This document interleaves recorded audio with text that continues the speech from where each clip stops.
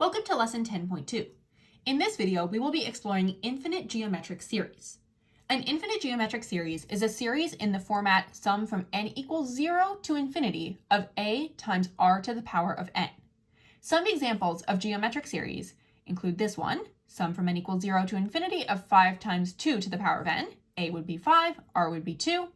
This one, sum from n equals 0 to infinity of negative 2/3 to the power of n.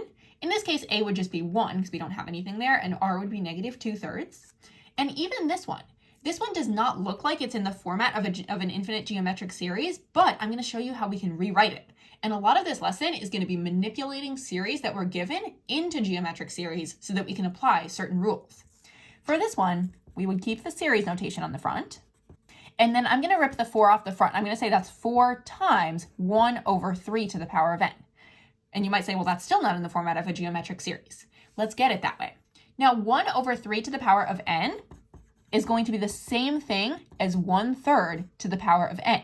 And you might think that's a little weird. What about the 1 up here? Well, the thing is, 1/3 to the power of n is 1 to the power of n over 3 to the power of n. 1 to the power of anything is going to be 1. So that's always going to be 1, and then we just have the 3 to the power of n over here. So these two are equivalent. So I could rewrite this one as sum from n equals 0 to infinity of 4 times 1/3 to the power of n.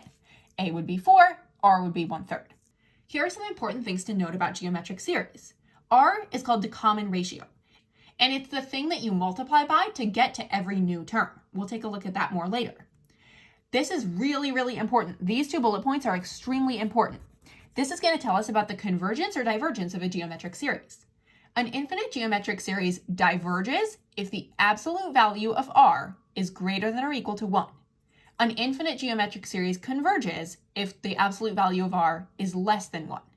Now, in order to be able to determine this, we have to find r. So do you see how in this example, how we were finding what r was? R was 1/3. Well, since the absolute value of 1/3 is less than 1, this specific infinite geometric series would converge. Now, r cannot be 0. Now, if the absolute value of r is between 0 and 1, so if the series converges, because our absolute value of r would be less than 1 and r can't be 0, then, and this is also a very, very, very important rule, this tells us what our series converges to. The sum from n equals 0 to infinity of a times r to the power of n is equal to a over 1 minus r. This is a very, very important formula that we're going to be using a lot. Notice that this formula is only applicable if we start at n equals 0. All of these geometric series up here are starting at n equals 0. However, on the AP test, you're going to see geometric series that do not start at n equals 0. If n does not equal 0, if we're not starting at 0, then we can find a by simply finding the first term of the sequence instead. A can stand for the first term of the sequence or what it means in this formula. Let's take a look at an example. If we have the infinite geometric series from n equals 0 to infinity of 5 times n to the power of 2, that means that a would be equal to 5 and r would be equal to 2. Now, if we were to start listing out terms of the sequence here, we would start at n equals 0. And that would mean that we would have 2 to the power of 0, which is 1. So we would just have a 5. So our first term would be 5. Our next term, we would have 5 times 2 to the power of 1, so 10. Then we would have 5 times 2 to the power of 2, or 20. And then we would have 5 times 2 to the power of 3, or 40. Now, because this is a series, which means a sum, we would be adding all of these up. And it doesn't give us a stopping point. It says go all the way up until you get to infinity. So we would say plus, dot, dot, dot, and those numbers are going to keep going. Now, there's a few things that I want to point out with the common ratio. Notice how r is equal to 2. Notice also how with every new term, we're simply multiplying by 2. 5 times 2 is 10, times 2 is 20, times 2 is 40, and you can probably guess what our next terms would be, 80, 160, 320. So that's what r really does. Now, notice also how a is our starting term when n is equal to 0. We notice that that 5 is our a, that's also our starting term. So now let's make some conclusions about whether this specific series diverges or converges. R is equal to 2. Since the absolute value of 2 is greater than or equal to 1, this geometric series would diverge. Now, we can only use this formula to figure out what the series converges to if the series converges. Because this series diverges, we cannot use that. Now we're going to work through a page of examples with infinite geometric series. Now, you might be asking, well, what's the question that it's asking us about this one? Because I just see the problem here. Well, it's asking you to say what this is equal to. If the series converges, it'll be equal to a number. If it diverges, you'll just write this series diverges. So first, let's take a look and see whether n is equal to 0. N is equal to 0 here. So this one is in the format of a geometric series already. Let's identify a and r. We see that a is equal to -2 and r is equal to 3/4. Now, because the absolute value of r, the absolute value of 3/4, is less than 1, this geometric series converges. Now let's figure out what it converges to using our formula. Here is our formula for the sum of an infinite geometric series. The sum from n equals 0 to infinity of a times r to the n is equal to a over 1 minus r. Now, when n is equal to 0, this is going to be our a. If n was not equal to 0, we would just find the first term of the sequence and use that as a. So we have this is equal to a, -2 over 1 minus r. 1 minus 3/4. Clean that up and you get -2 over 1/4, which is -8. So that series converges to -8. Let's try our next one. Series from n equals 2 to infinity of 1 over 5 to the power of n. This is not written in the format of a geometric series right away, so I need to get it that way. We'll take this and we'll still be starting at n equals 2, going up to infinity. And then remember that rule that if we have 1 over some number to the power of n, that can just be 1 over the number to the power of n. So 1 over 5 to the power of n. Now this is written in the format of a geometric series. And our only problem is that we're not starting at n equals 0, but we can address that later. Now let's figure out whether it converges or diverges. R is equal to 1/5. Since the absolute value of 1/5 is less than 1, the series converges. Now let's figure out what it converges to. So this is where we use our formula. The series equals a over 1 minus r. Since n is not equal to 0, we can't use 1 as our a. Instead, we're going to have to use the first term of the sequence as a. So since n equals 2, that means that when we plug in 2 for n, that will be our first term. So a will be 1/5 to the power of 2, since 1/5 to the power of 2 is our first term. 1/5 to the power of 2 over 1 minus r. R is 1/5, so 1 minus 1/5. So this would really be 1 over 25 over 4/5. Then we can figure out what that is by doing 1/25 times 5/4. Cross cancel, this is a 5, this is a 1, and we get 1/20. So this series converges to 1/20. Next up, we have the series from n equals 1 to infinity of 2 to the power of n plus 2 over 5 to the power of n. This one definitely does not look like a geometric series right off the bat, but we're going to try to get it into that format. The first thing I'm going to do is if I have 2 to the power of n plus 2, that's the same thing as 2 to the n times 2 to the power of 2. Then I'm going to bring this 2 squared over to the front. And 2 squared is really 4, so I have 4 and then times 2 to the n over 5 to the n.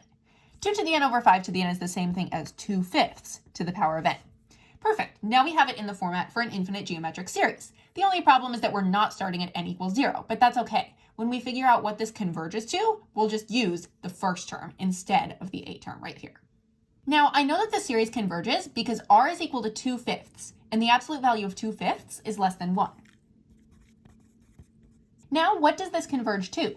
Well, we can say that this entire thing is equal to a over 1 minus r. And since we're not starting at n equals 0, we just need to use the first term for a. That means that we plug in 1 into our expression right here. So 2 to the power of 1 plus 2, or 3 over 5 to the power of 1. That's our a, so we have equals a over 1 minus r, and r is equal to 2/5. So this is really 8/5 over 3/5, or 8/3. This series converges to 8/3. Let's find the series from n equals 0 to infinity of 3 to the power of n over e to the power of n plus 1. This is not written in the format of a geometric series, so I need to make it that way before I keep going. I'm going from n equals 0 to infinity of 3 to the n over, and then e to the power of n plus 1 is the same thing as e to the n times e to the first power. Now I'm going to pull out 1 over e as my coefficient. So I have 1 over e times 3 over e to the power of n. The 3 to the n over e to the n can be rewritten as 3 over e to the power of n. Now I'm going to have to think critically about whether this one converges or diverges. I know that e is about 2.7, so if I have 3 over 2.7, that's going to be greater than or equal to 1. Therefore, since r is equal to 3 over e, and the absolute value of 3 over e is greater than or equal to 1, this series is going to diverge. Now, what's my answer for this one? Well, it would just be divergent. I'm not going to approach an actual number. Now we need to find the series from n equals 0 to infinity of negative 1 to the power of n times 3 over pi to the power of n plus 1. This one definitely does not look like a geometric series, but let's see if I can rewrite it in a format that does. So now instead of saying pi to the power of n plus 1, I'm going to say 3 over pi to the power of n times pi to the power of 1. Now pi to the power of 1 is just pi, and I'm actually going to bring the 3 over pi out to the front as my a term. So if I have 3 over pi on the outside, what's going to be left? Well, I have negative 1 to the power of n over pi to the power of n. So this can also just be negative 1 over pi all to the power of n. Now, this looks a lot like a geometric series. And look, I'm even starting at n equals 0. So I'll just be able to use the 3 over pi for my a term. I don't need to go find the first term. Of course, if you do go find the first term, you would just plug in n equals 0. This entire thing would be equal to 1. And then 3 over pi times 1 is 3 over pi.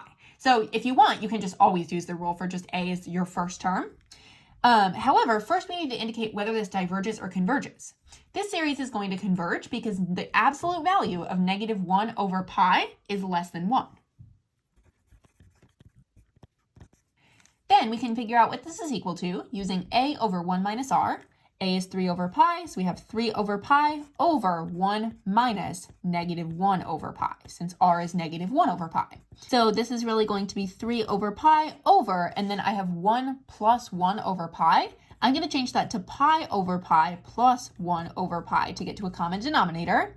Then I have 3 over pi plus 1 over pi. And then if we have 3 over pi plus 1 over pi, those over pi's are going to cancel, and we just have 3 over pi plus 1. That series is going to converge to 3 over pi plus 1. Let's try this one. The sum from n equals 1 to infinity of negative 0.2 to the power of n. Even though this one might not look like a geometric series, it actually is a geometric series because this is really just a 1 times negative 0.2 to the power of n. First thing we have to address is, does this series converge or diverge? The series is going to converge because we see that r is equal to negative 0.2 and the absolute value of negative 0.2 is less than 1. And we can't just say that it converges, we have to say what does it converge to? So in order to find that, we'll use equals a over 1 minus r. Remember, to find a, we'll just find the first term. If we plug in n equals 1 here, we have negative 0.2 to the power of 1. So that's just negative 0.2 over 1 minus r, 1 minus negative 0.2, and that would be negative 0.2 over 1.2. You could also write that as negative 1/6. So that series converges to negative 1/6. Now we're going to work through several multiple choice questions involving infinite geometric series. Which value of k makes the following statement true? The series from n equals 1 to infinity of k times 1/4 to the power of n equals 30. First, I'm just going to take a look at this portion of the series. I know that the series is going to converge because the absolute value of r is 1/4 in this case, is less than 1. So my series is going to converge, and what is it going to converge to? Well, when we have a series in the format of an infinite geometric series, we know that it's going to converge to a over 1 minus r, where a is the first term, and then r is this thing in here. So we know r is equal to 1/4. In this case, since n is not equal to 0, since we're not starting at n equals 0, we can't just pull in k as our a value. We're going to have to find what's the first value of the sequence, or what's the first term of the sequence to be our a value. That would mean us plugging in 1. So we would have k times 1/4 to the power of 1, or k over 4. So I'll have k over 4. I'm trying to do a over 1 minus r, and then I have 1 minus r, which is 1/4. So I have k over 4 over 3/4. That would be k over 3. Now I know that this series is equal to k over 3, and it gave me that this series is equal to 30. So I can just say k over 3 is equal to 30. That means that k is equal to 90. That means that 90, C, is the correct answer. If x and y are non-zero real numbers and it is known that the absolute value of xy is less than 1, what is the sum of the infinite series sum from n equals 1 to infinity of 3x times xy to the power of n minus 2? This one does not look like a geometric series, but I'm going to try to get it into that format to see if I can apply some of my rules. So I'm still going from n equals 1 to infinity, and then I have the 3x times xy to the power of n minus 2. I'm going to rewrite the xy to the power of n minus 2 as xy to the power of n over xy to the power of 2, because I can do that with my division and subtraction property with exponents. So this is going to be times, instead of xy to the power of n minus 2, I'm going to recopy this over into my series. Then I'm going to bring everything together so that I have the 3x on top here. And the xy squared, I'm going to rewrite that as x squared, y squared. So now at this point, I see that I only have one thing that is to the power of n. So this is probably going to be my r to the power of n, which means that everything else is going to be a part of the a term. So let me rewrite this in more of a geometric format. I have n equals 1 to infinity, and then my a term is going to be 3x over x squared y squared times r, which is xy to the power of n. I can also cancel the x on the top and bottom. Since I have x over x squared, that means that I really just have one x on the bottom. Now, this problem gave me that the absolute value of xy is less than 1. That means that this series is going to converge because r is equal to xy. And it's asking what is the sum of the infinite series. Therefore, when I go to figure this out, I'm going to use my formula a over 1 minus r. Now, since n is not 0, in order to find a, we will plug in 1. We're just going to find our first term here. So our first term, if we plug in 1 for n right here, we would have 3 over xy squared times xy to the power of 1, or just xy, over 1 minus r. r is xy, so 1 minus xy. This does not match any of my choices, so I'm going to have to do some algebraic cleanup here. Since I have 3 over x and a times x here, those x's are going to cancel. And then since I have y squared and a regular y squared is on the bottom, I will get rid of the squared here, so my numerator is really just 3 over y. Then I will say equals 3 over y times 1 over 1 minus xy, because dividing by 1 minus xy is the same thing as multiplying by 1 over 1 minus xy. Then I will have 3 over y times 1 minus xy. Is that matching any of my choices? It looks like it's getting close because I have a 3 in my numerator for choices A and D. That's equal to 3 over, distribute the y, and you get y minus xy squared. That perfectly matches choice D. Therefore, the sum of my infinite series is 3 over y squared minus xy squared. Here's a calculator MCQ. If h of x is equal to the series from n equals 1 to infinity of cosine of x over 3 to the power of n, then h of 5 equals, since we're trying to find h of 5, first thing I'm going to do is copy down h of x with the 5 in place of the x. So h of 5 is really equal to the series from n equals 1 to infinity of cosine of 5/3 to the power of n. You might not think that this one is a geometric sequence, but it actually is, because we see that we would have a 1 times cosine of 5/3 to the power of n. And since the absolute value of r, or the absolute value of cosine of 5/3 is less than 1, that means that the series is going to converge. That means that in order to find what this is equal to, I can use my rule for equals a over 1 minus r. Now, since n equals 1, I'm going to have to find a by finding my first term. So if I plug in 1, that would just be the cosine of 5/3 to the power of 1, or the cosine of 5/3, that's my a, over 1 minus r. r is the cosine of 5/3. And then this is where the calculator is going to come in handy. That's just going to enable me to get my decimal. That is equal to negative 0.087. So that matches answer choice A. What are all values of k for which the series from n equals 0 to infinity of ke to the power of negative 0.24k to the power of n converges? Okay, so this is quite the series. I'm not quite sure what's going on here, but it does look like it's a geometric series because we could say 1 times this to the power of n. And this, in this case, would be equal to r. We would say r is equal to ke to the power of negative 0.24k. Now, in order to make the series converge, the absolute value of r needs to be less than 1. So we need the absolute value of ke to the power of negative 0.24k to be less than 1. So for what values of k is that going to be true? This is where my graphing calculator is going to be a big help. What I can do once I have the graphing calculator ready is I'm going to plug in y equals this, and then I'm going to see when is this between negative 1 and 1, because that would mean that the absolute value of this would be less than 1. So I'm just going to say let y equal ke to the power of negative 0.24k, and that's what I'm going to graph. I am going to put an x in place of k, because that's a little bit easier. And then I'm trying to find when the absolute value of y is less than 1.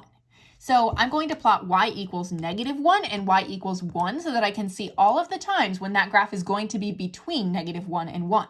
Then I'm just going to adjust my window slightly before I actually graph it. I'll go from negative 5 to 5, and let's see the x values that my answer choices range from.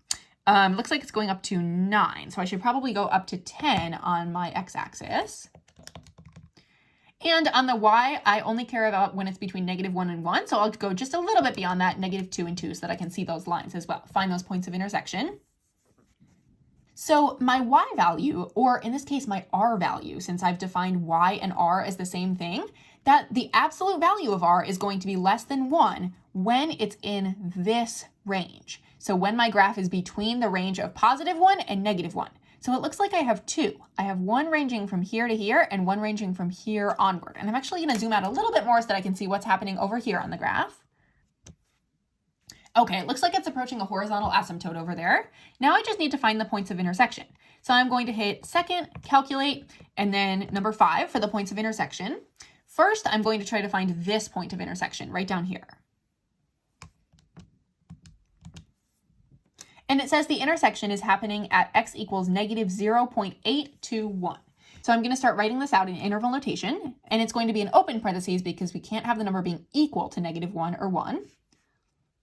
And where does that range end? It's going to end right up here when it surpasses positive 1. So let's find that point of intersection. Hit number 5 again, and we're going to have to move the little cursor over to close to where the point is. That will be our first curve, and then it's saying the second curve should be down here, but you can just do the little up arrow or the down arrow a couple of times to get it up to that y equals 1. Right there. So then hit enter, and enter one more time, and it says it's intersecting at x equals 1.399. So we would have 1.399, close our parentheses. And then it's also going to be less than 1 when we hit this point and all the way up until infinity, it looks like. So let's calculate that point of intersection. Number 5 again. Move that cursor over to where the point of intersection is. Hit enter for your first curve. And then you'll have to do the little up arrow to get to your second curve. Enter again. And it says 9.285 and then comma infinity. Let's take a look and see which one this matches. So they did not write this in interval notation. That's okay though, because we have our numbers. So we know that the values of k for which the series converges are going to be from negative 0.821 to 1.399. So this, and when k is greater than 9.285. So this. That means that choice A is correct. That's because our r values are between negative 1 and 1 for these values of k.